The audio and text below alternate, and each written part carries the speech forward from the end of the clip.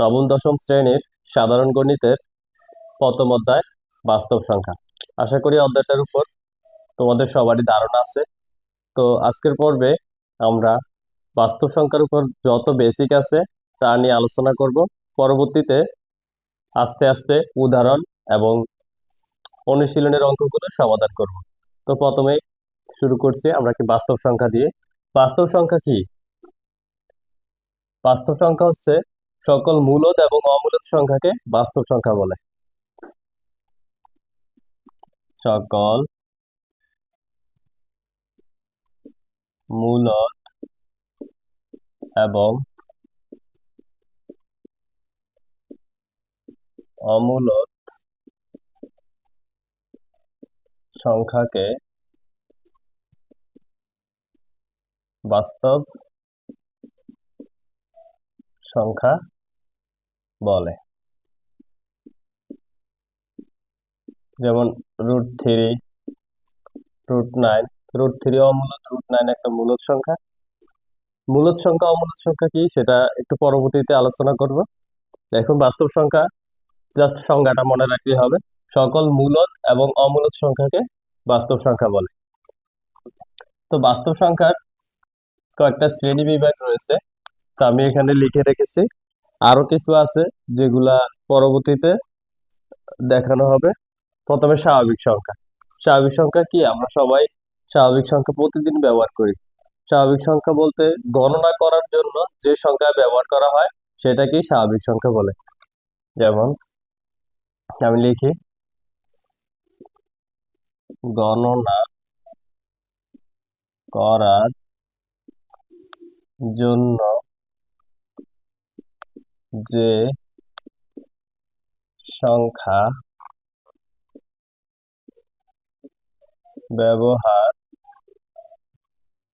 ব্যবহার করা হয় তাকে স্বাভাবিক সংখ্যা বলে। তাহলে স্বাভাবিক সংখ্যা হচ্ছে কি? গণনা করার জন্য যে সংখ্যা ব্যবহার করা হয় তাকে স্বাভাবিক সংখ্যা বলে। একে এন দ্বারা প্রকাশ করা হয়। স্বাভাবিক সংখ্যাকে বড় হাতের এন দ্বারা প্রকাশ করা হয়। একে এন দ্বারা প্রকাশ করা হয়।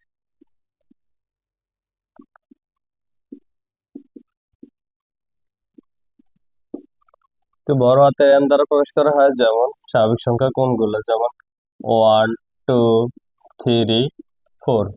এইভাবে কি আরো অসংখ্য স্বাভাবিক সংখ্যা আছে। ঠিক আছে, তাহলে স্বাভাবিক সংখ্যা কি বুঝতে পারছি। আসি সহমৌলিক সংখ্যা। সহমৌলিক সংখ্যা হচ্ছে কি? যে সকল সংখ্যার গসাগু গসাগু 1 হয় তাদেরকে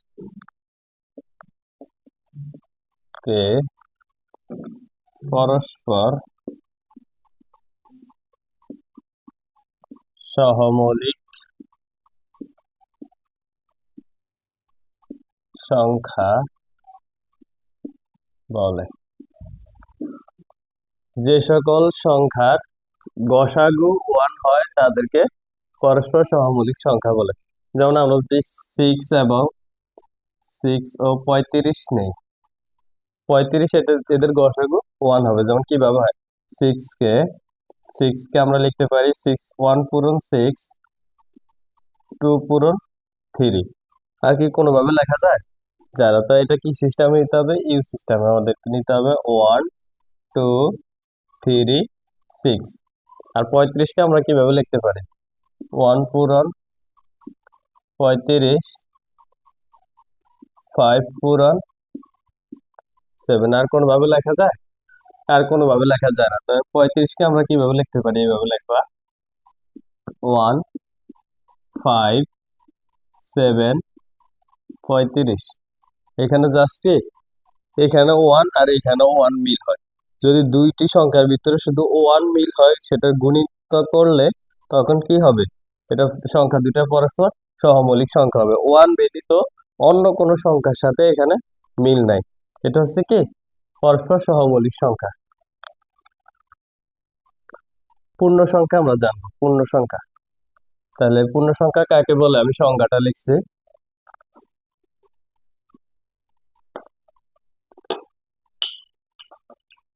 শূন্য সহ সকল ধনাত্মক এবং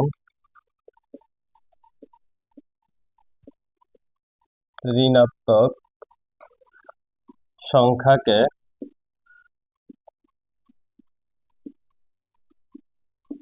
পূর্ণ সংখ্যা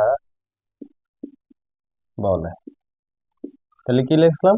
শূন্য সহ সকল ধনাত্মক এবং ঋণাত্মক সংখ্যাকে পূর্ণ সংখ্যা বলে। পূর্ণ সংখ্যাকে জেড দ্বারা প্রকাশ করা হয়, বড় হাতের জেড দ্বারা। এই বড় হাতের জেড দ্বারা পূর্ণ সংখ্যাকে প্রকাশ করা হয়, যেমন 0 +-1 +-2 +-3, এভাবে কি চলতে থাকবে। এটা হচ্ছে কি ভগ্নাংশ সংখ্যা। পি বাই কিউ আকারের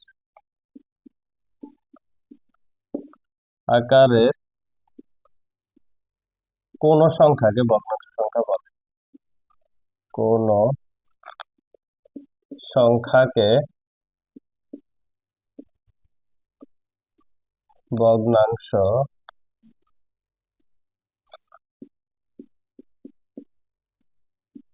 সংখ্যা বলে। পি বাই কিউ আকারের কোন সংখ্যাকে ভগ্নাংশ সংখ্যা বলে। এখানে একটা বিষয় মনে রাখতে হবে, সেটা হচ্ছে Q not equal 0। Q not equal 0, এখানে কিউটা কোনো মতে 0 হওয়া যাবে না। যদি কিউ 0 হয়ে যায় তাহলে সংখ্যাটা কি অসংজ্ঞায়িত চলে আসবে, অসংজ্ঞায়িত কোনো সংখ্যা হয় না। ঠিক আছে, তাহলে ভগ্নাংশ সংখ্যা কি বুঝতে পারছি। এরপরে আসি, মূলদ সংখ্যার সংজ্ঞাটা আমি লিখতেছি। যে সকল সংখ্যাকে পি বাই কিউ আকারে প্রকাশ করা যায়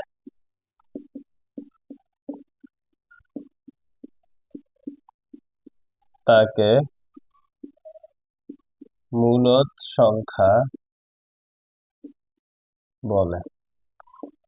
যে সকল সংখ্যাকে পি বাই কিউ আকারে প্রকাশ করা যায় তাকে মূলদ সংখ্যা বলে। মূলদ সংখ্যার সময় আরেকটা জিনিস মনে রাখতে হবে, পুনরাবৃত্ত হয় এবং পুনরাবৃত্ত হয়, পুনরাবৃত্ত হয়।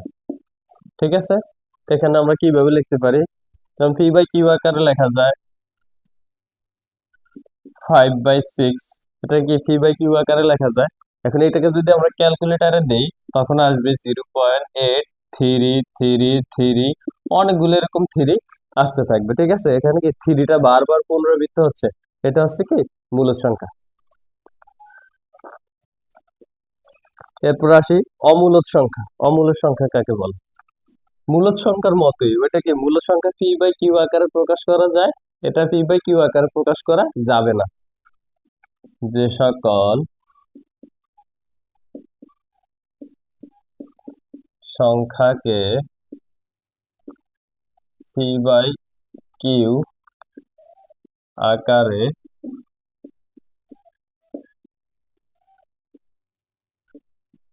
প্রকাশ করা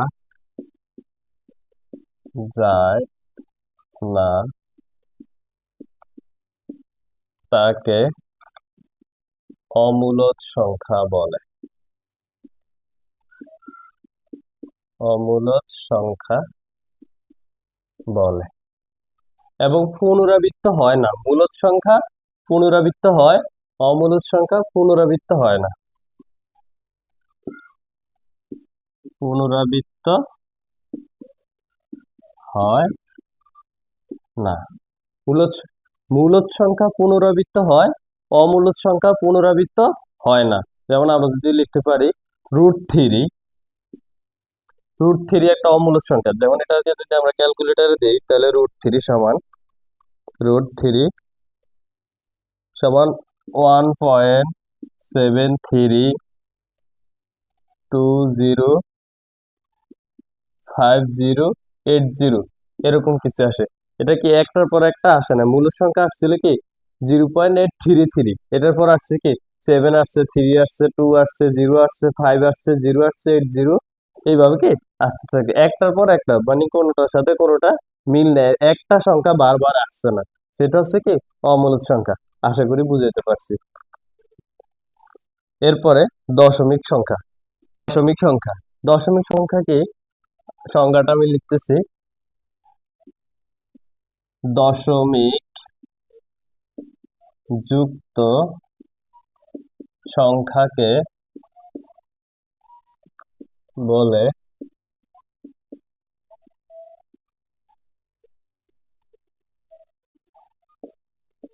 দশমিক সংখ্যা। তাহলে কি লিখছে, দশমিক যুক্ত সংখ্যাকে বলে দশমিক সংখ্যা। দশমিক যুক্ত সংখ্যাকে বলে কি দশমিক সংখ্যা। দশমিক যুক্ত সংখ্যাকে বলে দশমিক সংখ্যা। তো দশমিক যুক্ত সংখ্যা আমরা অনেক লিখতে পারি, যেমন 10.2, এখানে কি দশমিক আছে, তার মানে এটা দশমিক যুক্ত সংখ্যা। আবার কি লিখতে পারি 20.4 বা 12.6, এগুলা কি এক একটা দশমিক সংখ্যা, ঠিক আছে। তাহলে আমাদের দশমিক সংখ্যা গেল। এবার কি সসীম দশমিক সংখ্যা, মানে দশমিক বিন্দুর পরে যে অঙ্কগুলা গণনা করা যাবে সেটা হচ্ছে কি সসীম দশমিক সংখ্যা। আমি লিখতেছি দশমিক বিন্দুর পরে, আমার লেখা খুব একটা সুন্দর না, ঠিক আছে, তোমরা বুঝে নিও। দশমিক বিন্দুর পরে অঙ্ক সংখ্যা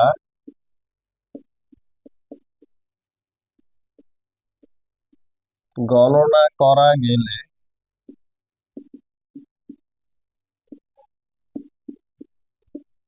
গেলে তাকে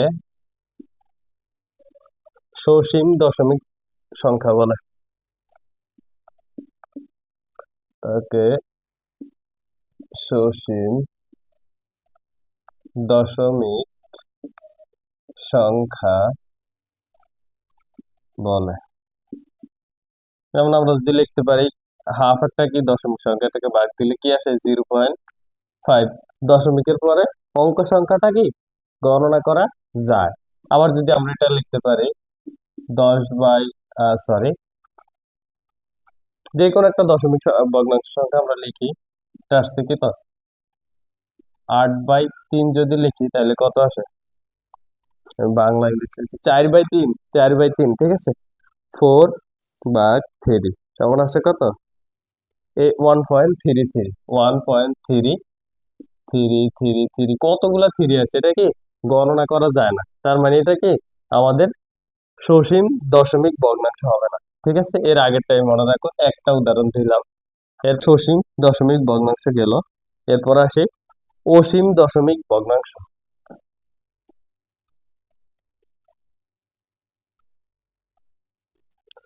দশমিক বিন্দুর পরে অঙ্ক সংখ্যা গণনা করা না গেলে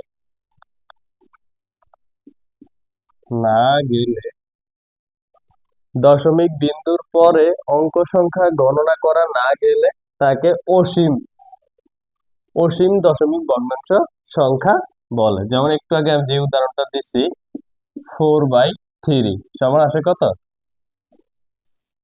4/3, 1.3333, অনেকগুলা থ্রি থ্রি আছে নাকি, এটা কি হবে আমাদের সসীম অসীম দশমিক ভগ্নাংশ সংখ্যা হবে এটা, ঠিক আছে। বুঝতে পারছি, তার মানে আমাদের এখানে 9টা গেছে। আচ্ছা, এরপর দেখো অসীম আবৃত দশমিক ভগ্নাংশ, যেটা আমি লিখে রেখেছি। অসীম দশমিক ভগ্নাংশগুলোর মধ্যে দশমিক বিন্দুর পর কিছু অঙ্কের পুনরাবৃত্তি হলে তাদেরকে অসীম আবৃত দশমিক ভগ্নাংশ বলে। যেমন 122/99, সেটা কি হবে 1.2323, এভাবে কি আরো 2323 চলতে থাকবে। এটা হচ্ছে কি অসীম আবৃত দশমিক ভগ্নাংশ। ওকে, তারপর অসীম অনাবৃত্ত দশমিক ভগ্নাংশ, এটা সেম। এটা কি পুনরাবৃত্তি হলে আর পুনরাবৃত্তি না হলে, শুধু ব্যবধান কতটুকু, পুনরাবৃত্তি না হলে, পুনরাবৃত্তি না হলে তাকে কি অসীম অনাবৃত্ত দশমিক ভগ্নাংশ বলে। যেটার উদাহরণটা আমি লিখে রাখছি, 0.5230050056, মানে একটার সাথে আরেকটার কি কোনো মিল নাই। আশা করি দুইটা বুঝতে পারছি। একটা হচ্ছে কি অসীম আবৃত দশমিক ভগ্নাংশ, আর একটা হচ্ছে অসীম অনাবৃত্ত দশমিক ভগ্নাংশ। ওকে, এই পর্বের একেবারে শেষ প্রান্তে চলে এসেছি। আর আমাদের তিনটা শিখলেই হবে। একটা হচ্ছে ধনাত্মক সংখ্যা, ঋণাত্মক সংখ্যা, অঋণাত্মক সংখ্যা। তাহলে ধনাত্মক সংখ্যাটা কি, আমি সংখ্যাটা লিখছি। ধনাত্মক সংখ্যা শূন্য থেকে শূন্য থেকে বড়, শূন্য থেকে বড় সকল সংখ্যাকে বলে ধনাত্মক সংখ্যা। ধনাত্মক সংখ্যা শূন্য থেকে বড় সকল সংখ্যাকে বলে ধনাত্মক সংখ্যা। যেমন 1 2 3, এগুলা কি শূন্য থেকে বড়। শূন্য থেকে বড় আরো সংখ্যা হইতে পারে 0.10, এটা হচ্ছে শূন্য থেকে বড় বোঝায়। ঠিক আছে, এটা কি ধনাত্মক সংখ্যা। তাহলে ধনাত্মক সংখ্যা ক্লিয়ার। এরপর আসি ঋণাত্মক সংখ্যা। ঋণাত্মক সংখ্যা কি শূন্য থেকে ছোট সকল সংখ্যাকে বলে ঋণাত্মক সংখ্যা। শূন্য থেকে ছোট সকল সংখ্যাকে বলে ঋণাত্মক সংখ্যা।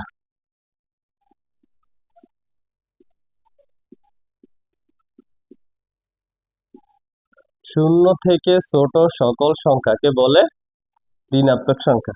ঠিক আছে, এরপরে আসে আর একটা বাকি আছে আমাদের, সেটা হচ্ছে অঋণাত্মক সংখ্যা। একটা হচ্ছে ধনাত্মক সংখ্যা, ঋণাত্মক সংখ্যা, আর একটা হচ্ছে কি অঋণাত্মক। শূন্য সহ সকল ধনাত্মক সংখ্যাকে অঋণাত্মক সংখ্যা বলে। সেটা একই ধনাত্মক সংখ্যার মতোই, মানে ধনাত্মক সংখ্যা শূন্য থেকে বড়, আর অঋণাত্মক সংখ্যাটা হচ্ছে কি শূন্য সহ। ঠিক আছে, তাহলে লিখবো শূন্য সহ, শূন্য সহ সকল ধনাত্মক সংখ্যাকে, ধনাত্মক সংখ্যাকে বলে অঋণাত্মক সংখ্যা। অঋণাত্মক সংখ্যা। এই হচ্ছে মোটামুটি আমাদের বাস্তব সংখ্যার উপর বেসিক যা কথাবার্তা ছিল। এই যদি আরো কিছু থেকে থাকে সেটা তোমরা আশা করি বই থেকে দেখে নিবে, হয়তো আমার কিছু মিসিং যেতেই পারে। তো পরবর্তী ভিডিওগুলোতে, পরবর্তী পর্বে তোমরা প্রথম উদাহরণগুলা সমাধান করে দিব, এরপরে অনুশীলনীগুলা সমাধান করে দিব। ঠিক আছে, আশা করি ভিডিওগুলো দেখবা। তোমাদের সবার কাছে এই কামনাই রইল। সবার সুস্থতা কামনা করি। আজকের মতো এখানে শেষ করছি। আসসালামু আলাইকুম রহমতুল্লাহ।